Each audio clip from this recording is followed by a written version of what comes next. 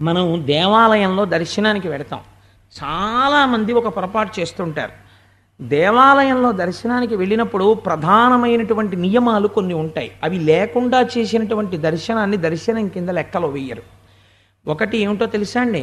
దేవాలయ దర్శనానికి లోపలికి వెళ్ళగానే మొట్టమొదట చేయవలసినటువంటి పని రాజద్వారం దగ్గర వంగి నమస్కరించి లోపలికి వెళ్ళాలి. ఎందుచేత అంటే మహాభాగవతులై భగవంతుణ్ణి నమ్ముకున్న వాళ్ళు ఎవరుంటారో వాళ్ళు కోరుకుంటారు, ఈశ్వర నిన్ను దర్శించడానికి వచ్చేటటువంటి భక్తుల యొక్క పాదముల నుండి పడేటటువంటి ధూళికణములు మా శిరస్సు మీద పడాలి, అందుకని మేము మొదటి గడపలగా ఉంటామని అడుగుతారు.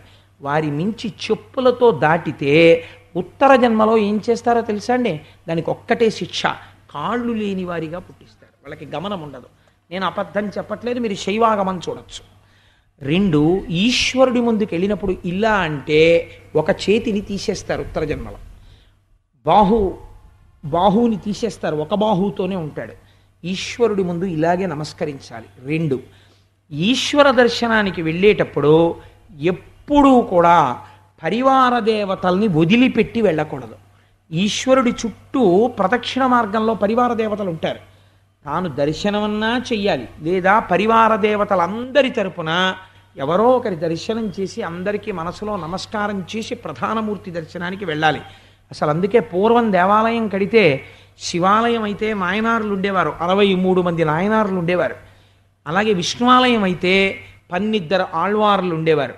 ఆళ్వార్లు నాయనార్లు అంటే వాళ్ళు భగవంతుని యొక్క కృపచేత వృద్ధిలోకి వచ్చినటువంటి వాళ్ళు.